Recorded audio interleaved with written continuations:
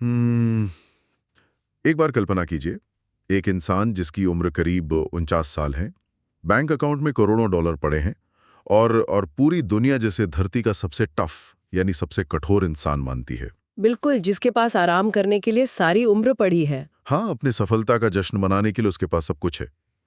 लेकिन वो इंसान रात के 2 बजे बिस्तर से अचानक उठ जाता है, पसीने से तरबतर है और सिर्फ इसलिए घबराया हुआ है क्योंकि उसे डर है कि वो कल याद की गई एक मेडिकल दवाई का नाम भूल गया है।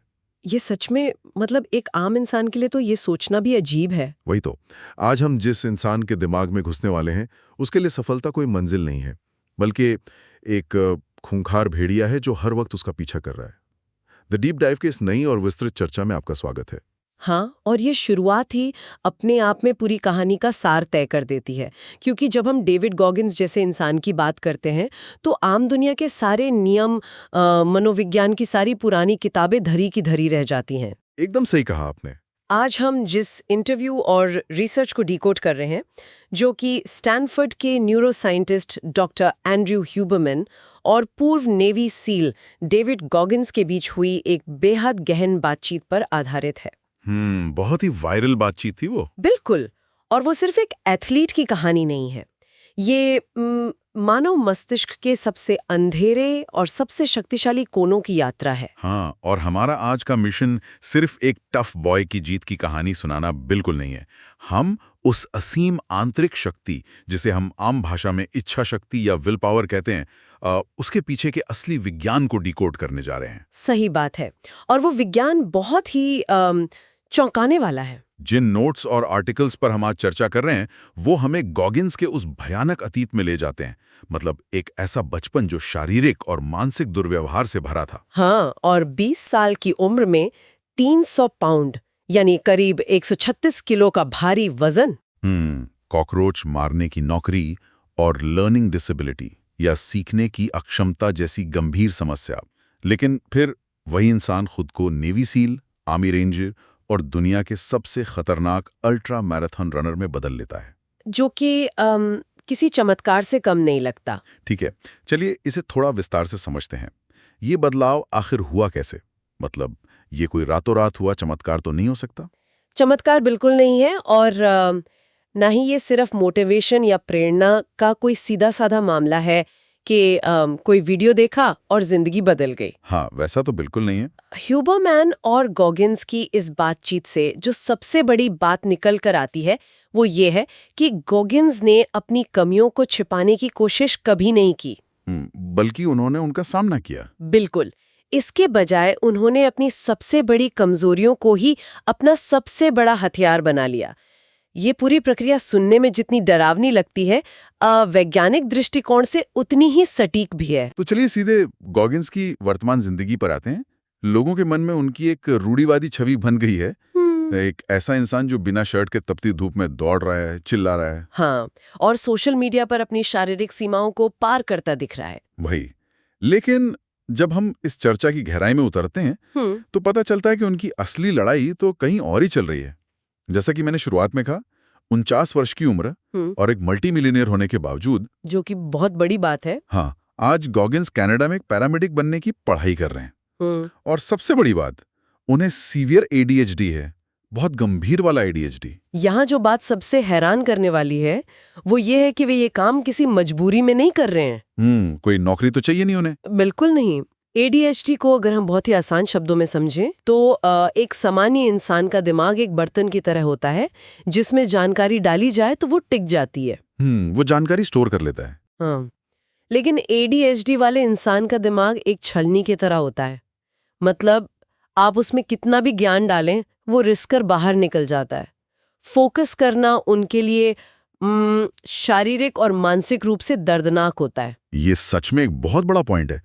किसी भी आम इंसान के लिए, जिसके पास इतना पैसा और शोहरत हो, इस उम्र में पैरामेडिक की भारी भरकम मेडिकल किताबें पढ़ना एकदम बेमानी लग सकता है। और उनके पढ़ने का जो तरीका है, वो भी दिल दहला देने वाला है। सच में, वे एक ही मेडिकल पेज को, जिसमें मुश्किल दवाइयों के नाम, उनके डोजेस और उनके काम करने का तरीका लिखा होता है, 50 बार तब तक लिखते हैं जब तक कि वो उनके दिमाग की दीवारों पर एक फोटोग्राफिक मेमोरी की तरह छप न जाए।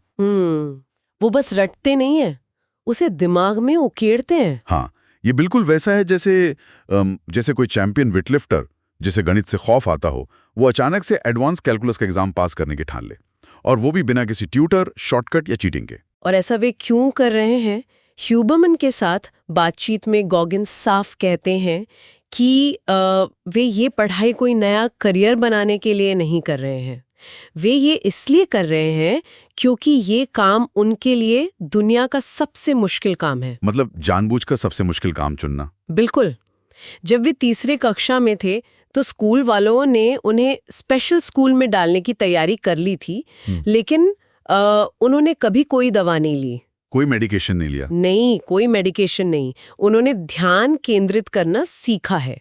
ये उनके लिए एक चुनी हुई पीड़ा है जिसे हम चोजन सफरिंग कहते हैं। और सिर्फ पढ़ाई ही नहीं, शरीर के साथ भी उनका यही रवैया है। दौड़ते समय उनके घुटनों की कई सर्जरी हो चुकी हैं, कार्टिलेज लगभग खत्म हो चुका है। हाँ, मैंने पढ़ा था कि वो काफी दर्द में रहते हैं। बहुत ज्यादा।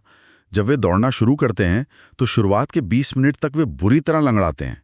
भयंकर दर्द होता है, हड्डियां आपस में रगड़ खाती हैं, लेकिन फिर भी वे दौड़ते हैं। घर्षण ही असली लक्ष्य है, और यहीं से हम मनोविज्ञान से निकलकर सीधे न्यूरोसाइंस की दुनिया में प्रवेश करते हैं। हाँ, ये तो समझ आता है कि वो खुद को एक मशीन की तरह इस्तेमाल कर रहे हैं।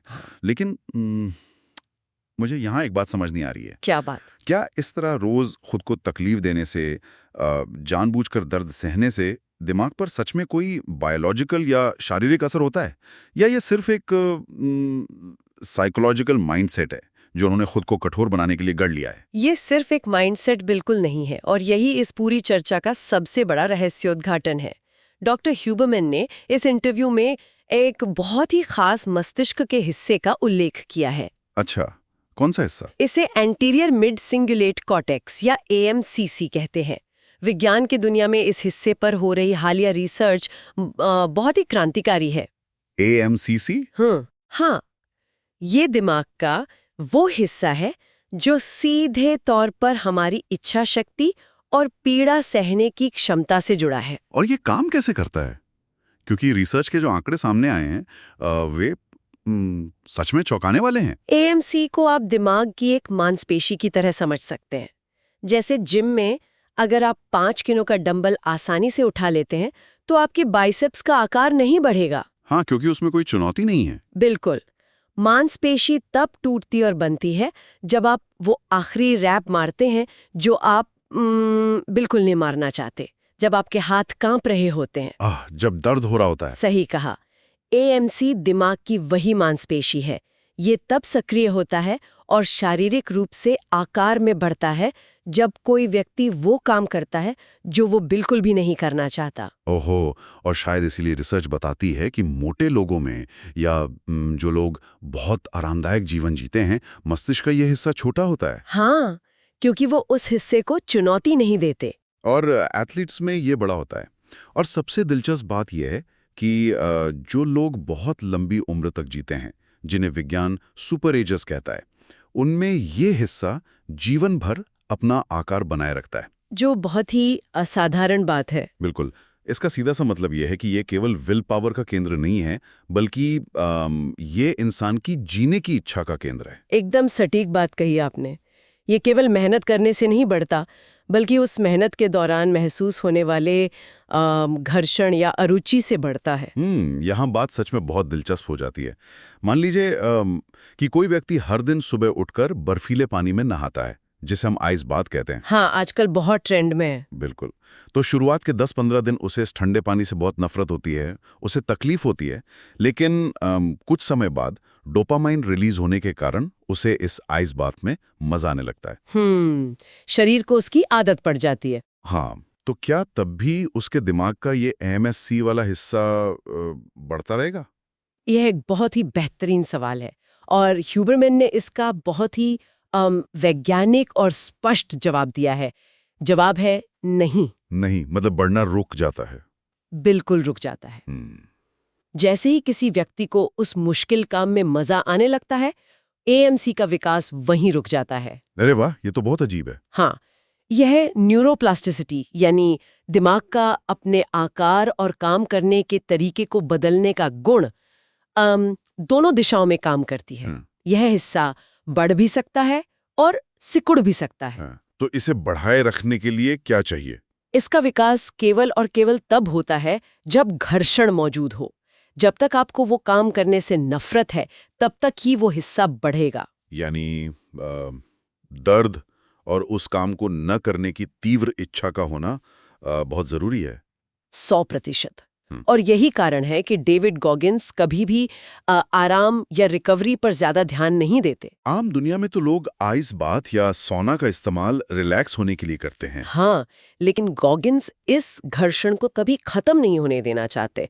वे हर दिन एक नया ऐसा काम खोजते हैं जिससे उन्हें नफरत है, ताकि उनका AMCC लगातार बढ़ता रहे। मतलब जैसे ही उन्हें किसी काम में आसानी लगने लगती है, वे उसे छोड़कर कोई और मुश्किल काम पकड़ लेते हैं। बिल्कुल, यही उनकी रणनीति है। लेकिन एक मिनट रुकिए, विज्ञान हमें ये तो बता देता है कि मस्तिष्क कैसे बदलता है, AMCC क्या काम करता है, लेकिन उस दर्दनाक प्रक्रिया को रोजाना शुरू करने के लिए जो आग चाहिए, वो कहाँ से आती है? आप मोटिवेशन की बात कर रहे हैं? हाँ, क्योंकि आधुनिक मनोविज्ञान और हमारी सामान्य दुनिया तो पॉजिटिव मोटिवेशन के पीछे भागती है।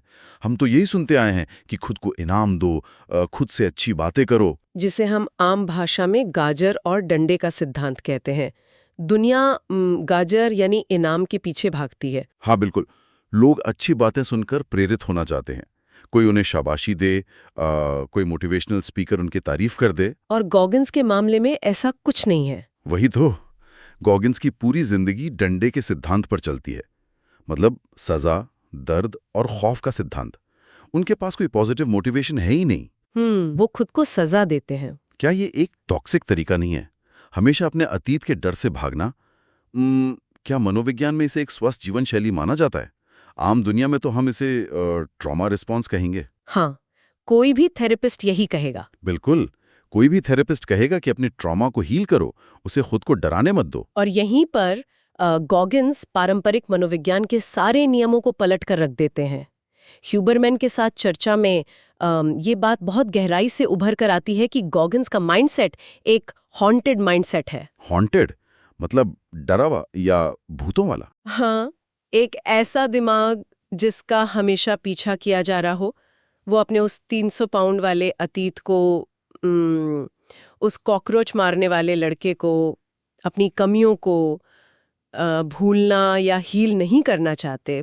तो वो उस ट्रॉमा का करते क्या हैं? वे उस डर को एक असीमित ईंधन की तरह इस्तेमाल करते हैं।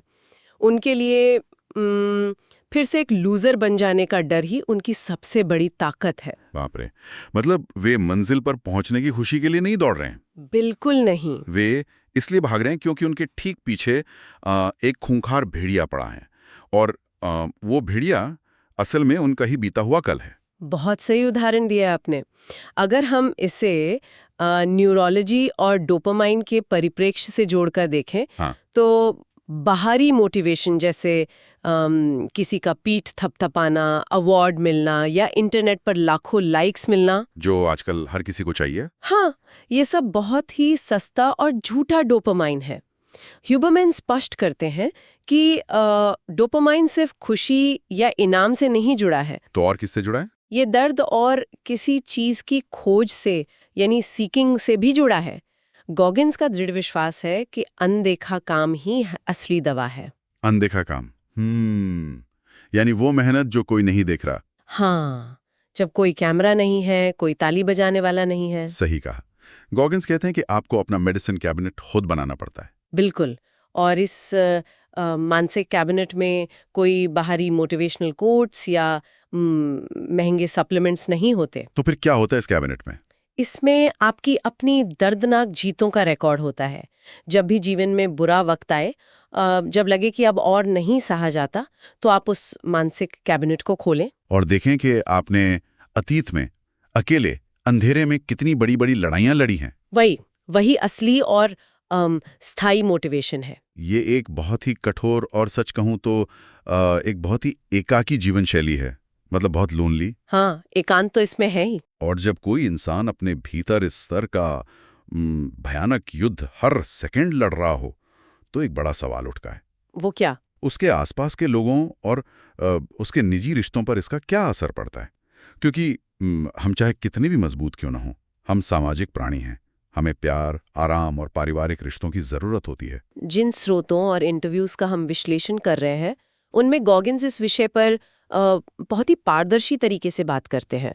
वे अपनी पार्टनर जेनिफर के साथ रैडिकल ऑनेस्टी या कठोर ईमानदारी का पालन करते हैं। मतलब कोई घुमा फिरा कर बात नहीं। बिल्कुल नहीं। वे कोई झूठा दिखावा या झूठे वादे नहीं करते। हाँ, वो स्पष्ट कर देते हैं कि वो क्या दे सकते हैं और क्या नहीं। वो अपने परिवार को हर संभव आर्थिक सुरक्षा देते हैं, उनका ध्यान रखते हैं।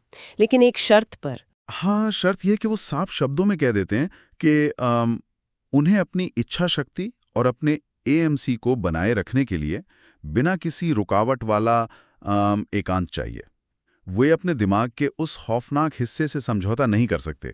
इस मानसिक अवस्था को समझाने के लिए गॉगिन्स एक बहुत ही शक्तिशाली थ्योरी देते हैं, जिसे वो डार्क कबोर्ड्स या अंधेरी अलमारियों की थ्योरी कहते हैं। डार्क कबर्ड्स, ये क्या होता है? उनका मानना है कि दुनिया के हर इंसान के दिमाग में कुछ अंधेरी अलमारियां होती हैं। इन अलमारियों में क्या होता है? इंसान के सबसे गहरे डर, उसकी सबसे बड़ी असुरक्षाएं, उसके पुराने ट्रॉमा, उसकी शर्मिंदगी और वो सारी बातें जो वो दुनिया से छिपाना चाहता है। और एक आम इंसान क्या करता है? वो इन अलमारियों पर एक बड़ा सा ताला लगा देता है। बिल्कुल। हम जीवन भर उन्हें बंद रखते हैं, क्योंकि अंदर देखना बहुत डरावना होता है। हम अपनी कमियों का सामना करने से बचते हैं। हाँ, लेकिन गॉगिन्स ऐसा नहीं करते। गॉगिन्स हर दिन उन अलमारियों की स्प्रिंग क्लीनिंग करते हैं। रोज सफाई? हाँ, वे रोज सुबह उठकर जानबूझकर उस अंधेरे में झांकते हैं। वे खुद को याद दिलाते हैं कि वे असल में कितने कमजोर थे और उन्हें आज फिर से खुद को साबित करना है। बाप रे, हर दिन उस डर और दर्द का सामना करना सच में एक भयानक और मनोवैज्ञानिक रूप से थका देने वाला काम है। और इसी डार्क कबोर्ड को खुला रखने के लिए, अपने अहंकार को कुचलने के लिए वे एक और चौंकाने वाला काम करते हैं। जब गर्मियों के महीने आते हैं तो वे स्मोक जंपिंग करते हैं। स्मोक जंपिंग, मैंने इसके बारे में पढ़ा था। और ये समझना बहुत जरूरी है कि स्मोक जंपिंग आखिर है क्या और वे ये क्यों करते हैं। स्मोक जंपिंग मतलब जहां फायर फाइटर्स जंगलों में लगी भयंकर आग के बीच सीधे आग की लपटों के पास पैराशूट से कूदते हैं। बिल्कुल, मौत के मुंह में। एक मल्टीमिलियनर इंसान जिसकी उम्र लगभग 50 साल है, वो ऐसा क्यों करेगा? वो अपनी जान जोखिम में क्यों डालेगा? इसके पीछे का विज्ञान और मनोविज्ञान बहुत गहरा है। जब कोई व्यक्ति करोड़पति हो जाता है, जब उसे 5 स्टार होटल्स में रुकने की आदत पड़ जाती है, तो वो आराम पसंद हो जाता है। हाँ, उसके दिमाग का डोपामाइन बेसलाइन बदल जाता है। दिमाग को आराम की आदत हो जाती है। गॉगिन स्मोक जंपिंग इसलिए करते हैं ताकि सफलता उनके सिर पर न चढ़ जाए। वे लाखों डॉलर्स का नुकसान सहते हैं, कई महीनों तक कोई स्पीच या बातचीत नहीं करते, ताकि वे महज एक मोटिवेशनल स्पीकर बनकर न रह जाए। सही बात है। जब आप जंगल की आग के बीच कूदते हैं तो वहां आप डेविड गॉगिन्स नहीं होते।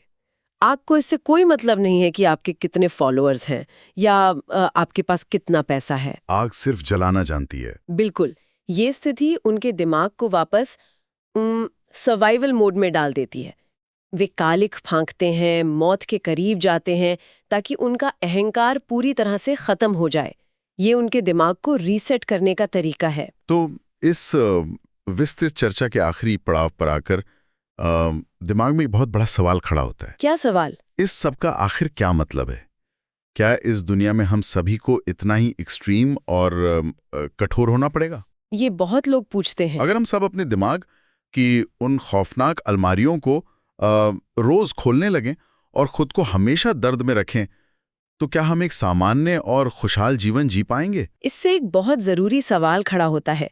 देखिए, गॉगिन्स का जो रास्ता है वो चरम पर है, बहुत एक्सट्रीम है। हाँ, हर कोई तो पैराशूट से नहीं कूद सकता। बिल्कुल, हर किसी को जंगलों की भयंकर आग में कूदने या बिना घुटनों के मैराथन दौड़ने की कोई आवश्यकता नहीं है।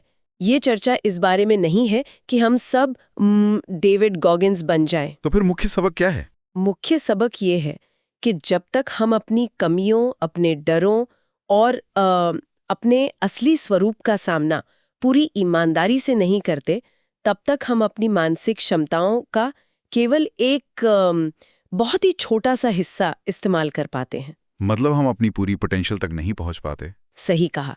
अधिकांश लोग अपनी असली ताकत को ताले में बंद रखते हैं क्योंकि वे उस घर्षण से घबराते हैं। यानी हमें उस घर्षण या असहजता से भागने के बजाय उसे अपने जीवन का हिस्सा बनाना होगा। बिल्कुल।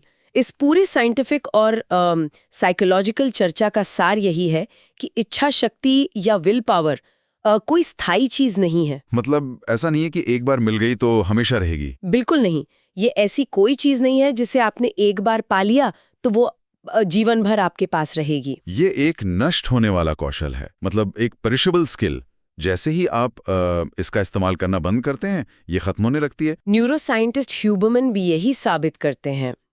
अगर आप मुश्किल काम करना छोड़ देंगे, अगर आप हमेशा आसान रास्ता चुनेंगे, तो आपके मस्तिष्क का वो AMCC हिस्सा सचमुच बायोलॉजिकली सिकुड़ जाएगा। वो फिजिकली छोटा हो जाएगा। हाँ, इसलिए हर इंसान को अपनी जिंदगी में खुद के लिए वो कष्ट चुनना होगा, वो व्यक्तिगत घर्षण खोजना होगा जो उस हिस्से को बढ़ा सके। ये एक ऐसी बात है जो हर इंसान पर लागू होती है। हम सभी के पास अपनी अपनी अलग चुनौतियां हैं।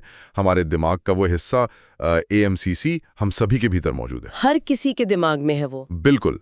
अब ये पूरी तरह से हमारे ऊपर निर्भर करता है कि हम आराम का रास्ता चुनकर उस झूठे डोपामिन के पीछे भागकर इसे सिकोड़ने देते हैं या रोजमर्रा की किसी ऐसी मुश्किल को चुनते हैं जिससे हम लगातार भाग रहे हैं। ये पूरी तरह से एक मानसिक चुनाव है। ये चुनाव आसान नहीं है, इसमें दर्द है, लेकिन इंसान के वास्तविक विकास का यही एकमात्र वैज्ञानिक रास्ता है। तो इस पूरी गहरी चर्चा के बाद हम एक ऐसे विचार पर आकर रुकते हैं जिसे आसानी से भुलाया नहीं जा सकता। शुरुआत में हमने दिमाग के उस हिस्से की बात की थी जो कठिनाइयों से लड़ने पर आकार में बढ़ता है। हाँ, AMC। बिल्कुल। लेकिन इसका उल्टा भी उतना ही सच है। अगर इंसान का दिमाग उन कामों से दूर भागने पर सच में शारीरिक रूप से सिकुड़ रहा है जो उसे असहज करते हैं, जो कि विज्ञान साबित कर चुका है, तो आज इसी पल ये सोचने का समय है कि जीवन का कौन सा ऐसा सबसे जरूरी और मुश्किल काम है जिसे लगातार टाला जा रहा है। क्या वो टाला गया काम आखिरकार जीने की उस क्षमता को हर दिन थोड़ा थोड़ा छोटा नहीं कर रहा है?